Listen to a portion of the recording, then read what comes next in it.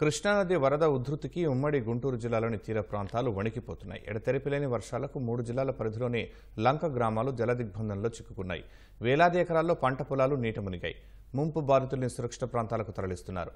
వరదల వల్ల కృష్ణానది నక్కపాయకు గండిపట్టంతో కొల్లూరు మండలంలోని లంక గ్రామాల ప్రజలు ఇబ్బందులు పడ్డారు.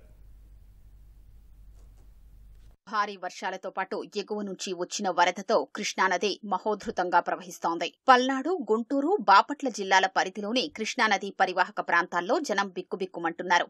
దాదాపు 8 లక్షల క్యూసెక్కుల వరద నీరు నదిలో ప్రవహిస్తుండటంతో తీర ప్రాంతాలు నీట మునిగాయి. గ్రామాల్లో వరద నీరు చేరింది. పల్నాడు జిల్లా అమరావతి మండలం, గుంటూరు జిల్లా తుళ్లూరు, తాడేపల్లి, దుగ్గిరాల, కొల్లిపర మండలాలు, బాపట్ల జిల్లా పరిధిలోని కొల్లూరు మండలాల్లో వరద ప్రభావం అధికంగా ఉంది. అమరావతి మండలం పెద్దమద్దూరు గ్రామంలోకి నీరొచ్చింది.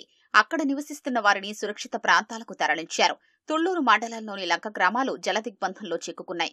దుగ్గిరాల మండలం పెదకొండూరు, మంచికలపూడి, గొడవర్రులో పంటలు నీట మునిగిపోయాయి. తెనాలి, కొల్లిపర మండలాల్లోనూ పంట పొలాలు నీట మునిగాయి.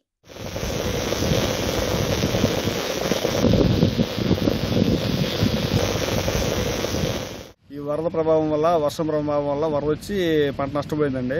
ఇదే కాకుండా ఇంకో 2 ఎకరాల్లో పసుపు వేసిన జరిగింది. అది కూడా ఈ వరద రావడం వల్ల అది కూడా నష్టం జరిగిందండి. నేనే కాదు, ఇంకా రైతులు చాలా మంది వరేసాము. అది కూడా వర్ష ప్రభావం వల్ల నీళ్ళు వెళ్ళక అవి మునిగిపోయి అది దెబ్బతిందండి బాగా. ఈ అన్నిందాలా నష్టం వచ్చిందండి మా రైతులకి. ఈసారి ప్రభుత్వం ఏమన్నా చూసి ఏమన్నా సహకారం చేస్తే మంచిగా ఉంటుంది అనుకుంటున్నామండి. మరి 2-3 రోజులు తుఫానికి చెన్నకేశ్వర నగర్లో ఉన్నటువంటి చాలా ఉన్నటువంటి ఏరియాలో ఉన్నటువంటి ఇళ్లన్నింటిలో కూడా భారీగా నీళ్లు వచ్చినాయి. మేము కూర్చోవటం కానీ, మరి దైనందిన జీవితంలో మా ఆహారాలు తినడానికి కానీ, మేము విశ్రమించడానికి కానీ చాలా ఇబ్బందిగా ఉంది. చాలా పిల్లలు, పెద్దలు, ముసలోళ్ళు ఉండటానికి స్థలం లేక, ఒక పక్క దోమలు, ఈ నీళ్ల వల్ల కొన్ని విష పురుగులు, వీటి వల్ల చాలా ఇబ్బందికరంగా బాధపడుతున్నాం.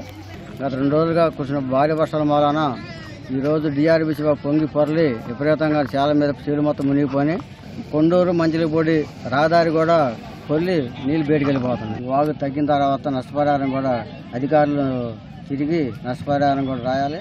బాపట్ల జిల్లా పరిధిలో కృష్ణానది నక్కపాయకు గండిపడింది. కొల్లూరు మండలం అరవిందవాగు సమీపంలో గండిపడ్డంతో వరద నీరు పంట పొలాల్ని ముంచెత్తింది. కొల్లూరు మండల కేంద్రం నుంచి లంక గ్రామాలకు వెళ్లే రహదారి మూసుకుపోయింది. కొల్లూరు మండలంలో వేలాది ఎకరాల పంట పొలాలు నీట మునిగాయి.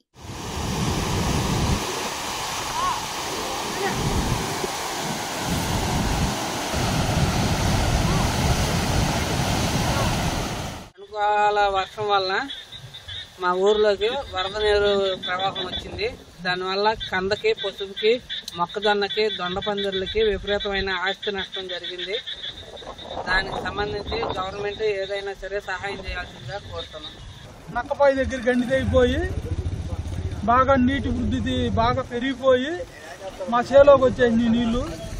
చేను బాగా నష్టం వచ్చేసింది. మాది కంద చేను అండి, వెనకాల ఉంది. ఎకరానికి వచ్చి 2.5 లక్షలు పెట్టుబడి పెట్టాము. ఈ పెట్టుబడి ఇప్పుడు ఏం చేయాలో మాకు అర్థం కావట్లేదు. ఒక రకం పసుపు వేసా, ఒక రకం దొండపాట వేసా.